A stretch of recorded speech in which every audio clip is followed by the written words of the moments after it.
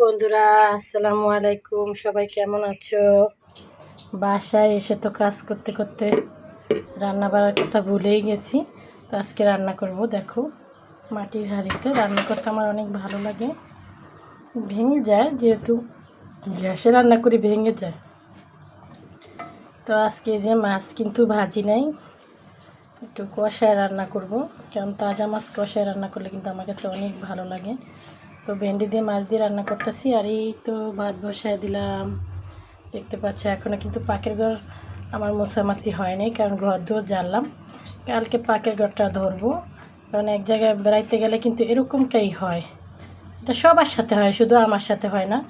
এরকম সব কিছু এরকম ময়লা সয়লা হয়ে থাকে। দেখছো কী পরিমাণ ময়লা? এগুলো কালকে ক্লিন করবো। দেখছো, কারণ আজকে ঘর ঝাড়ছি। ঘর ঝাড়লে সেদিন আর পাকের ঘর ধরা যায় না। কালকে পাকের ঘর ধরবো। তো তোমরা কে কে পছন্দ করো মাটির হাঁড়ির রান্না? এই যে দেখো, মাটির হাঁড়ির রান্নার ঘিরান আমার মনে হয় যেন একদম মায়ের হাতের রান্না এরকম। কারণ মাটি মাটি একটা ঘিরান আসে, আমার খুব ভালো লাগে। অনেকের কাছে পছন্দ করেন অনেকে, কিন্তু আমি অনেক পছন্দ করি। দেখছো, আর তরকারিটা খেতে কিন্তু খুব ভালো লাগবে। এখন কিন্তু কষাইতেছে। যখন ফাইনাল লুকটা আসবে তখন কিন্তু খুব ভালো আসবে। ধনেপাতা দিব সাথে, কিন্তু আর সব কিছু ভালো মতো হয়ে যাবে। কেমন লাগছে বলো তো?